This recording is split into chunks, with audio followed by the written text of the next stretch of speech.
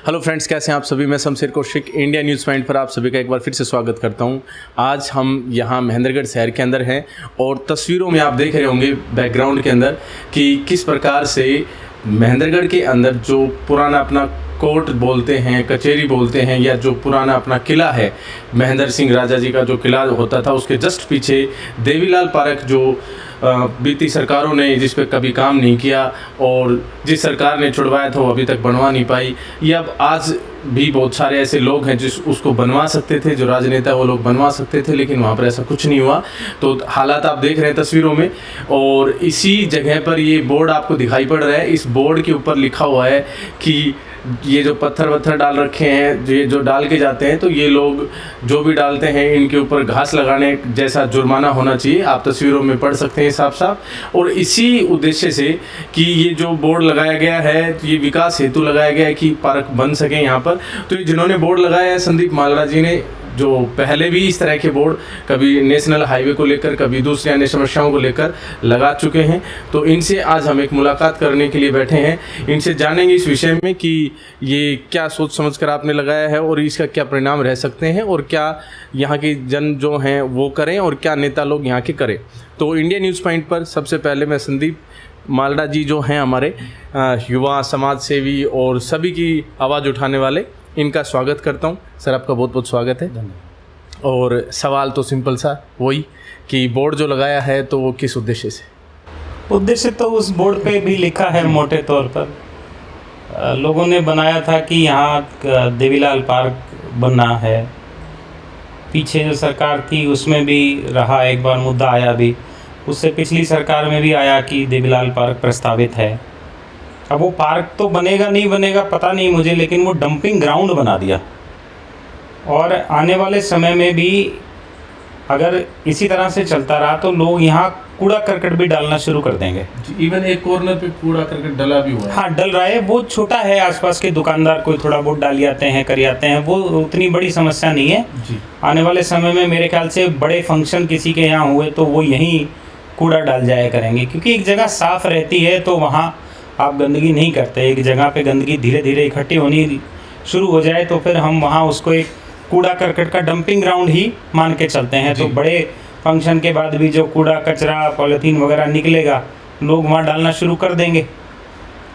तो मेरा सिर्फ एक ही विषय है इसमें कि यहाँ ये जो कंक्रीट डाला है, कंक्रीट का पार्क जो बना दिया जी, इन लोगों को जब कॉन्ट्रैक्ट मिला था, ठेका मिला था, तो क्या उसमें नगर पालिका ने ऐसा लिख कर दिया था कि ये कंक्रीट यहाँ डलना है? और अगर नहीं तो नगर पालिका ने जब यहाँ कंक्रीट डल रहा था तो उन लोगों के खिलाफ कार्रवाई क्यों नहीं की?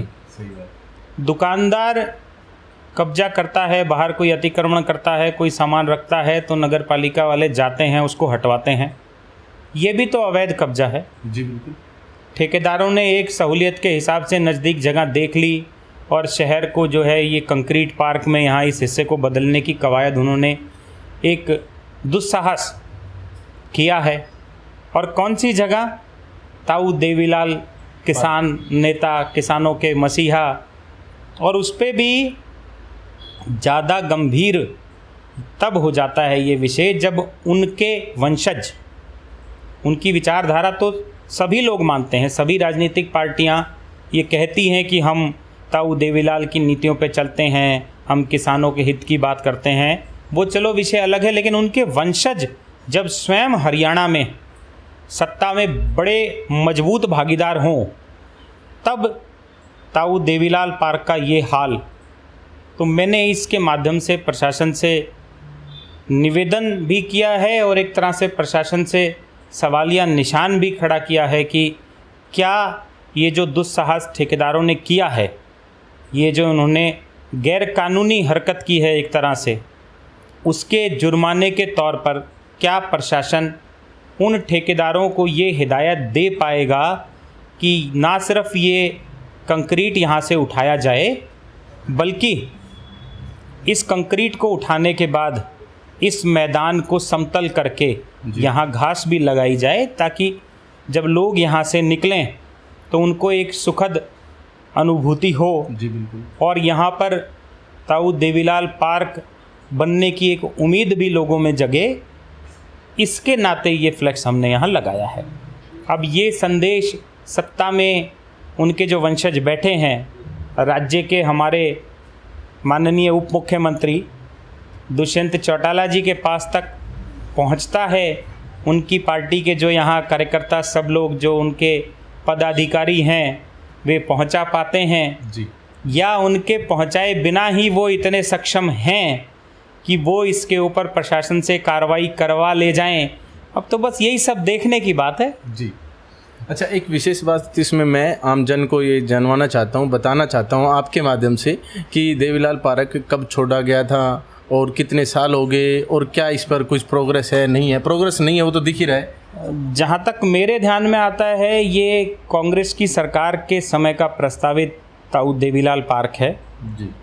अब इस पे काम किन कारणों से नहीं हो पाया, ये तो राजनेता बेहतर बता सकते हैं, जो लोग सत्ता में रहे, शासन में रहे, वे लोग बेहतर बता सकते हैं जी। पर अगर इसमें कोई टेक्निकल हर्डल है भी या कोई कोर्ट की कोई प्रक्रिया है भी, मुझे नहीं ध्यान की क्या कारण है, लेकिन अगर कोई भी कारण है और ये मामला सिरे नहीं चढ़ पा रहा, तो क्या इस तरह से ठेकेदार इसमें कंक्रीट डालने का दुस्साहस करने लगेंगे? शहर के लोगों ने कूड़ा करकट नहीं डाला, ठेकेदारों की इतनी हिम्मत होगी कि वे यहाँ कंक्रीट डाल करके चले गए। तो विषय बस इतना सा ही है कि पार्क बने ना बने, लेकिन उन ठेकेदारों को जुर्माने के तौर पर प्रशासन ये कार्रवाई करवा पाएगा क्या कि यहाँ पर समतल करके और यहाँ घास लगाई जाए? हम और कोई उन पे कानूनी कार्रवाई की मांग नहीं कर रहे जी। ये कम्युनिटी पनिशमेंट है जी। बहुत जगह आपने देखा होगा कि कोर्ट इस तरह की पनिशमेंट देता है कि आपको समाज की सेवा करनी है, किसी आश्रम में काम करना है, किसी अनाथालय में काम करना है, और विदेशों में तो इसका चलन काफ़ी है जी। यहाँ भी कई जगह ऐसा अक्सर कोर्ट के फैसले आते हैं। तो क्या सब डिविजनल मजिस्ट्रेट, जिनके पास मजिस्ट्रेट की पावर है, और अब तो नगर पालिका के एडमिनिस्ट्रेटर भी वही हैं जी। और सुलझे हुए समझदार अधिकारी हैं, कि क्या वे इस तरह का एक उनके ऊपर कम्युनिटी पनिशमेंट, जो कि समाज की सेवा में काम होता है जी। क्या इस तरह का कोई करवा पाएंगे या नहीं करवा पाएंगे? क्या दुष्यंत चौटाला जी के कार्यालय से उनको इस तरह के कोई निर्देश आएंगे? क्या जजपा के जो महेंद्रगढ़ के पदाधिकारी कार्यकर्ता हैं वे एसडीएम साहब से ऐसी कोई मांग कर पाएंगे? क्या उस पर अमल हो पाएगा? ये सब तो भविष्य की बात है, हमने सिर्फ यही चेताया है इसके माध्यम से। आप इस तरह की काफ़ी कोशिशें करते हैं, पहले भी मैंने बताया अभी ऑडियंस को कि नेशनल हाईवे पर भी आपके फ्लैक्स लगे थे, स्टेट हाईवे कह लीजिए उसे, 148 भी जो है। अच्छा, अब मैं उस मुद्दे की बात करता हूं जो आजकल गर्मजोशी से आप उठाए हुए हैं और उसमें अच्छा खासा काम करवा रहे हैं। पानी का जो है उसका विषय है, और उसमें काफ़ी नहरों में, जोड़ में आपके माध्यम से ऐसा सोशल मीडिया पर जब आपकी पोस्ट आती है ऐसा महसूस होता है कि वो काम आपने करवाया है, क्योंकि आप पोस्ट डाल रहे हैं तो कहीं ना कहीं। तो क्या ये काम ऐसा है जो आपने ही करवाया है, या फिर कहीं किसी प्रकार से रुका हुआ था आपने वो करवा दिया, या फिर ऐसा है कि ये श्रेय लेने वाली बात है, या फिर ऐसा है कि किसी राजनीतिक पार्टी की कमजोरी थी और आपने उसको अच्छे तरह से सुलझा के वो काम करवा दिया? बाकी आम जनता का तो फ़ायदा ही हुआ कैसे भी करके। तो ये सब क्या है, श्रेय लेने वाली बात है या फिर काम ही करवाया आपने? शमशेर जी, जिन गाँव के झोड़ में पानी जा रहा है जी, उन गाँव के लोग आपको ज़्यादा बेहतर बता पाएंगे कि इनमें कब पानी आया था, और कभी आता भी था 4-5 साल में तो कितना आता था और अब कितना आ रहा है। और बारिश तो हर साल होती है जी बिल्कुल, ऐसा तो है नहीं कि विशेष अब की बारी बारिश हुई है। और बारिश से पहले ही हमने बहुत सारे झोड़ों में पानी नहर के माध्यम से डलवाना शुरू कर दिया था। विषय इसमें सिर्फ इतना सा है कि हमने समझा कि किन कारणों से पानी नहीं पहुंच रहा। मैंने कोई नई नहर नहीं बनवाई है, मैंने नए झोड़ नहीं खुदवाए हैं, मैंने कोई नई पाइपलाइनें नहीं बिछवाई हैं, सब प्रक्रियाएं पहले से हो रखी थी। पर नहर बनना, पाइपलाइन डलना, झोड़ खुदना, इनके पीछे प्रायोजन क्या था कि पानी पहुँचे, और वो पहुँच नहीं रहा था जी। यहाँ साधन महत्वपूर्ण नहीं है, साध्य महत्वपूर्ण है जी। कि पानी पहुँचा कि नहीं पहुँचा। आप पलपाल गडानिया खेड़ की बैरावास की तरफ जाइए, लोग बता देंगे कि 4 साल पहले झोड़ भरे गए थे।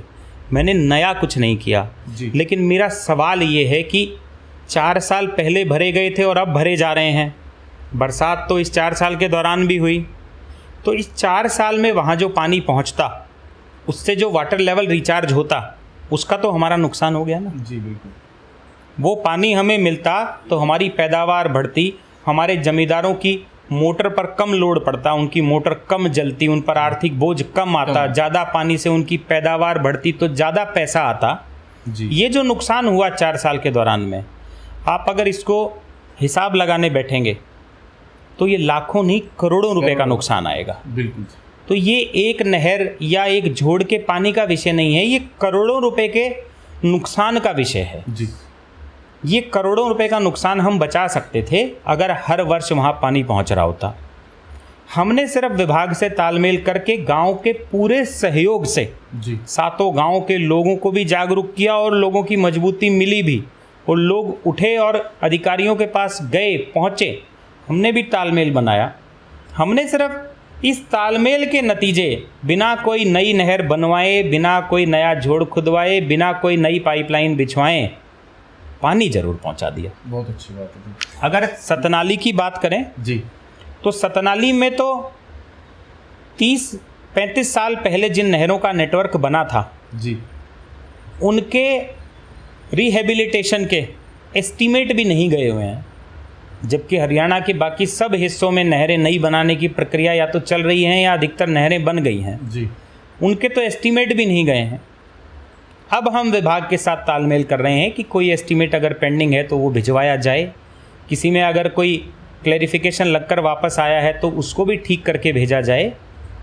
मैंने Mahendragarh canal pump house number 2 गांव बिसव्वा, जहां से सतनाली को जो पानी पहुंचाती है नहर सतनाली फीडर, वहां से एक्सीएन साहब, एसडीओ साहब के साथ में नहर की पगडंडी के साथ साथ लगभग 23 किलोमीटर का जो हिस्सा है सतनाली फीडर, जहाँ से बउवा से निकलती है, वहाँ से लेकर के और माही खुर्द, जहाँ Satnali feeder pump house number 1 है, वो 23 किलोमीटर का इस पूरी नहर का अवलोकन हमने नहर की पगडंडी के साथ साथ, नहर के साथ गाड़ी में, नहर के अंदर पानी उस समय नहीं था, अंदर उतर करके उस पूरी नहर का अवलोकन और मुआयना किया, देखा, समझा क्या कारण है। घास झंखाड़ जमे हुए थे, कहीं नहर की सफाई की आवश्यकता थी। अब उस नहर के रिहेबिलिटेशन के प्रोजेक्ट की बात हो रही है कि उसका एस्टीमेट जैसे ही ये नहर का जो पानी चल रहा है, महीने 1.5 महीने का जो समय बचा है, इसके ख़त्म होते ही उसको भिजवाया जाएगा। जिन नहरों में पानी पहुंच भी सकता था और पानी इधर उधर डाइवर्ट कर दिया जा रहा था या कहीं कोई पंप हाउस की एडजस्टमेंट थी, वो सारे काम करवा करके हमने पानी पहुंचाया है। अधिकारी के साथ तालमेल की बात है। जी। रात को मैं एसडीओ साहब को फ़ोन कर लेता था, हम रात भर हमने नहरों का देखा है कहाँ पानी जा रहा है। अब जड़वा के पास एक गौशाला है, जी, बांके बिहारी गौशाला, और ये आजकल उसमें वो राम कथा भी चल रही है और भजन का 1 आधे दिन में मैं जाऊंगा वहाँ। तो आप उनके प्रधान से पूछेंगे, गांव के लोगों से पूछेंगे, गौशाला की कमेटी के बाकी लोगों से पूछेंगे, तो वो बताएंगे कि इस झोड़ में शुरुआत में कभी जब ये पाइपलाइन 5-7 साल पहले डली थी तो 1 आध बार कोई पानी आया था, या कभी 1 आध दिन कोई बमुश्किल चला दिया हो इस दौरान, तो उन्हें भी याद नहीं। अब हमने उसको 1 बार आधे से ज़्यादा भरवाया है और अब पिछले 4 दिन से उसमें फिर दोबारा पानी चल रहा है, जैसे ही पानी खाली हो गया। तो अब उस झोड़ के साथ में गौशाला के 3 बोर हैं, तो जब वो वाटर रिचार्ज होगा उस झोड़ के माध्यम से, तो वो मोटर आराम से पानी चलाएगी, पानी उठाएगी, गौमाता पानी पिएंगी। तो ये तालमेल की बात है, ये अधिकारियों से समझने की बात है कि जब हमें 250 क्यूसेक पानी वहाँ से मिलता है तो हमारे, अब इसमें भी बड़ा फ्लॉ है टेक्निकल। 250 क्यूसेक पानी का डिस्चार्ज होता है सतनाली फीडर जहाँ से निकलती है वहाँ से, और 23 किलोमीटर के बाद जो पहला पंप हाउस है वहाँ पहुँचते पहुँचते वो 90 क्यूसेक बचता है। तो ये क्या कारण है? क्या 250 क्यूसेक मिल भी रहा है या सिर्फ कागजों में 250 क्यूसेक भरा जा रहा है? तो जब आप इस तरह से चीज़ों को समझते हैं, किस पंप हाउस पे कितने पंप चले, अब अधिकारी बोले नहीं जी हम तो हर साल भरते हैं, हमने कहा चलो आपकी बात मान ली, आप हर साल भरते हैं। अगर मैं गांव के 10-20 लोगों के आपको यहाँ लिखित में बयान ला करके दे दूंगा कि नहरों में कभी पानी नहीं आया, सरपंच अगर कह देगा कि नहरों में कभी पानी नहीं आया, तो आप अपने कागज सही ठहरा पाओगे या उनकी कही हुई बातें आप कितना झुठला दोगे लोगों को। सही बात। तो जब इस तरीके से आप बात करते हैं तो अधिकारी को भी लगता है कि ये पॉजिटिव माहौल में काम करने की ज़रूरत है। अब जी। हमने नया बेशक कुछ भी नहीं किया, लेकिन 4-4, 5-5 साल से जिन झोड़ों में, नहरों में पानी नहीं जा रहा था, हमने वहाँ पानी पहुँचाया है। और ये तो अब की बात है। हमारा प्रयास ये है कि यहाँ जो भी एस्टीमेट जाने हैं, जो भी प्रक्रिया इसको विभागीय होनी है, उसका तालमेल बिठा करके, उसका फॉलोअप करके इन सब नहरों का रिहेबिलिटेशन हो, इनमें सुचारू रूप से पानी चले। चलो मान लिया गर्मी का जब सीज़न होता है, महीना 2 महीना पानी की कमी रहती है, मान लेते हैं, लेकिन उसके अलावा तो इन नहरों में और इन झोड़ों में पानी चलना चाहिए ना। आप होकर आए सतनाली, आपको लोगों से मिलेंगे, बात करेंगे, झोड़ में पानी भरा हुआ देखेंगे तो आपको स्वयं पता लग जाएगा। लोग बता देंगे, मेरे ना कहने या किसी और के ये कह देने से कि ये श्रेय लेने की बात है जी। मैं तो ना श्रेय लेता हूँ और ना मैं कहता हूँ कि ये काम मैंने कराया है, लेकिन लोगों से पूछो, वो बताएंगे यथास्थिति क्या है, कि पानी कब आया था और अब क्या स्थिति है, कितना आ रहा है, कितना नहीं आ रहा है। डालनवास के सरपंच साहब से पूछो जी, वो बताएंगे। 4 साल से लगातार विभाग के संपर्क में है, झोड़ नहीं भरा गया। और अभी आप देखना, कल डालनवास के झोड़ में पानी पहुंचना शुरू हो जाएगा। सुरेती पानी पहुंचा हुआ है, मैं सुबह सुरेती की तरफ देख करके आया हूँ जी। सुरेती पंप हाउस के साथ में झोड़ है, पोस्ट भी वो देखी भरा जा रहा है। अभी शाम तक मेरे ख्याल से डालनवास पानी पहुंच जाएगा। 7-8-10 दिन लगातार झोड़ में पानी चलेगा, झोड़ भरेगा, पशु पक्षी पानी पिएंगे, गौमाता पानी पिएगी, वाटर रिचार्ज होगा, गाँव के जो पानी के ट्यूबवेल वहाँ लगे हुए हैं उनमें पानी बढ़ेगा, गाँव में पानी पहुँचेगा। तो पानी या तो पहुँचा दें अधिकारी, नहीं तो हम ऐसे ही पोस्टर लगा लगा के और लोगों को जागरूक करके, अधिकारी हो कोई और हो, शासन प्रशासन, सबको पानी पानी करते रहेंगे। जी, बहुत अच्छी बात है। बाकी एक छोटा सा सवाल और कि जो नहरी पानी आपने छुड़वाया अधिकारियों से तालमेल रख के या कैसे भी करके जोड़ भरवाए, तो ये जो भी इलाके हैं जिनमें आपने ये करवाया, तो वो कौन से ऐसे गांव हैं जिन गांवों में इनका बेनिफिट पहुंचा है? पलपाल, गडानिया, खिड़की का आपने नाम लिया, ऐसे ही और अन्य कौन से गाँव?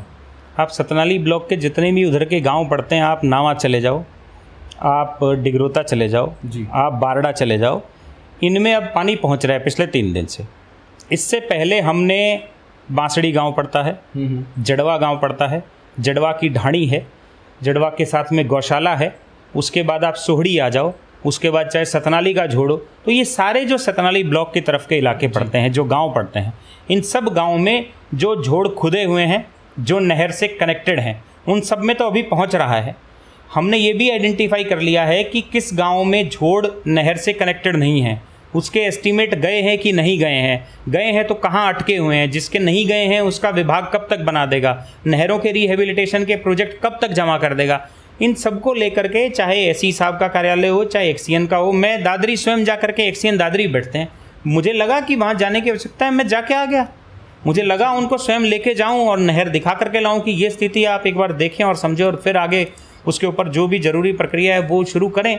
तो जब एक बार जाता है आदमी तो स्वयं देखता है, तो उसको ज़्यादा बेहतर ढंग से समझ में आता है कि ये व्यवस्था है। तो ये जितने भी गांव सतनाली की तरफ के मैंने आपको अभी गिनाए हैं, इनमें ये झोड़ है, और इनमें 2-2 बार इस बार बरसात में शायद और ठीक पानी मिल भी गया तो हम 3-3 बार भरवाएंगे इनको। तो आप समझ सकते हैं, जब बड़ा झोड़ 3 बार भरा जाता है तो वाटर लेवल पे तो स्वाभाविक सी बात है, फ़र्क आता ही है। तो चलिए, बहुत बहुत धन्यवाद सर। आज हम बैठे थे संदीप मालड़ा जी के साथ, जो जागरूक है, मैं सबसे पहले एक शब्द इस्तेमाल करना चाहूँगा, जो जागरूक हैं सारे कार्यों को लेकर, चाहे वो कोई भी मुद्दा हो, महेंद्रगढ़ शहर के अंदर विकास का कोई भी मुद्दा हो, किसी भी प्रकार का मुद्दा हो, इन्होंने सड़कों की आवाज़, इन्होंने अभी देवीलाल पार्क की, नहरी पानी की, इन सभी की आवाज़ उठाई हैं। और मुद्दे बहुत हैं डिस्कस करने को, लेकिन इस इंटरव्यू में, इस बातचीत में सिर्फ इतना ही। आगे फिर मुलाकात होगी आप सभी से एक नई शख्सियत के साथ। और इंडिया न्यूज़ पॉइंट महेंद्रगढ़ के विकास के लिए जो लोग कार्य में हैं, जो लोग तत्पर हैं, जो लोग कार्य कर रहे हैं, जो लोग कोशिशें कर रहे हैं, उनकी आवाज़ आप तक पहुंचाता रहेगा। और आपसे भी अनुरोध है कि आप भी जागरूक बनिए। आप भी जागरूक बनेंगे तो ऑटोमेटिकली ही गांव, समाज, शहर, इलाके, क्षेत्र के अंदर काम शुरू हो जाएगा। बहुत बहुत धन्यवाद आप सभी का।